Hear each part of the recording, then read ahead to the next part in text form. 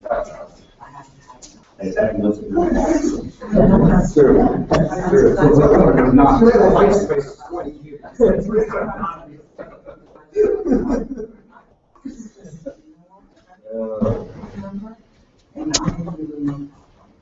sorry it hasn't come through. It hasn't come through. I mean, doesn't you have to park somewhere people feel? I mean, and if they're not, blame Bob. Okay, I think we're ready.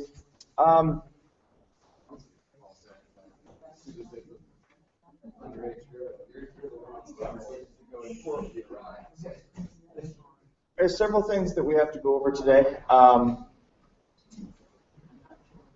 but The meeting started, guys. We're talking business. Okay, so what we're going to talk about first things first, to make sure that everyone understands how this works. This is pdffiller.com. We have a monthly subscription to this service. It's like $6 a month or something like that. And what this does is allows us to be able to send PDF documents to people so they can sign them and send them back, or fill them out and then send them back. Trying to, once again, try to get rid of that whole paper aspect. So Mel's been asking for this for quite a long time. I need to make sure that we're definitely going to use this. And as part of our business policies, we don't send out documents unless they're PDF out of our company. So how we send most of our quotes for Benson, that's not going to be affected because we don't need them to sign them and send them back usually. However, you can send them with this system pretty easily. So what we're going to do is we're going to log in to this system. This is all documented in the wiki. Every step of this process is documented in the wiki. However, I thought I'd go through and actually show you. It's sales@indianatelephonenetwork.com, and then I put the password in there as well. I think it's Moore's 2006 is the password. What happens is it'll bring up the this page, and right now, if you go to on the left-hand side, there's my box, all documents. We have one document in there that I uploaded, the most recent version of the Indiana's telephone network sales form. So we don't really have other stuff in here that right now there's no other documents because Indiana Telephone Network is really where we needed this. I have instructions in the wiki on how to do this if you're sending it, and I have instructions on how what the receiver is supposed to do with the document as well. We are not tech support for people filling out this PDF document. If they can't fill it out, then they just need to fax us a copy of our ITN form and be done with it. So what we're going to do is I'll show you first how to go through and just deal with the ones that are there. If there's another type of form that we need to upload, I'll show you that here in just a little bit. So the first things first that we're going to do is we're going to make a copy of this document. And the reason why we're going to make a copy of it is because if you do not make a copy of this, the document that you are editing is the original document that I uploaded.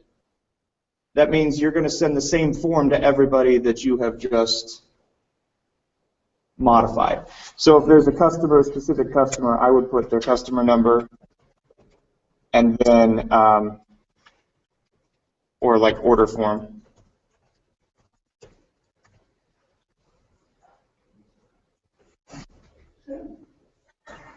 I gotta run. Violet, who has Lily, her husband just some hospital heart attack. So I need to go get Lily. Okay. Possibly do that. So. Okay. Anyway, so we've got. I've now made a copy of that form. At that point in time, we literally are going to open up this document by double-clicking on the the document. I have a quick question. Yes. Yep. Do you actually create the PDF in this application? No. Or you create it first and then upload it? We created it first, and it automatically converts it to a PDF. So the only purpose of this app is because Adobe Acrobat is so darn expensive for everyone to be able to edit that it's not a solution. It's just not. Yeah. So you can see that all 4 pages of the document are here. If you can zoom in on this document, it is not completely, it's not like what it would look like, in Excel. I can't modify these items. There's several people that have asked over the years, like, well, why don't we just make all of our forms PDF? Well, anytime that we want to make any changes to our PDF documents, we have to then save them and recode all those. It is just an absolute nightmare. Absolute nightmare. So this is the best solution that we've come up with so far. As you can see, there's a tiny little T. If I click on that T, I can actually then at that point in time, you've got a blinking text. You can change the size font that'll fill out with this. X, Y, Z. Like I said, you can change the size of that font by right up here, or the 14 and the 10, so that way it'll make it a little bit bigger. You can either enter to go to the next line. Obviously, you can see how that's a little bit bigger size font. But if you say change it to size 10, the customer address is, etc. Or you can actually just click into the box that you want to fill out for that form. Now, you could also type up in here where there's a ticket number. For the new and existing, you could just like circle. You see how there's a circle button up here? You can actually,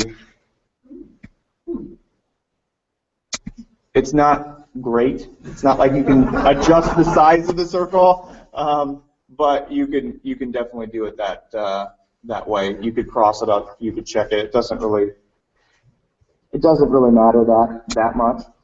So we can obviously adjust or we can fill in the form just like anything else. Once we're done, we're literally going to click the Done button. It saved the changes to the copy that I made, not to the original. I can't stress this enough because I know that I'm going to get a phone call that says, hey, my original's gone. Can you mark this read-only so no one does it? No. Yes, exactly.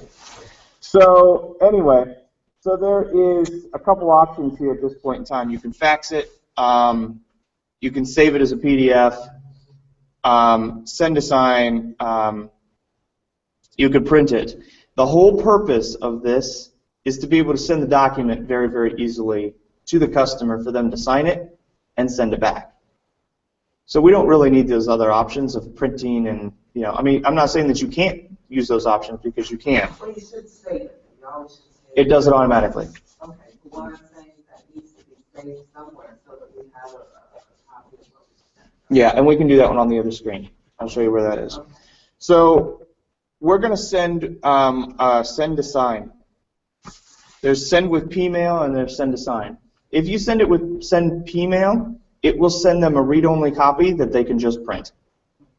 That's all they can do. So it's got to be send to sign. So when you click send to sign,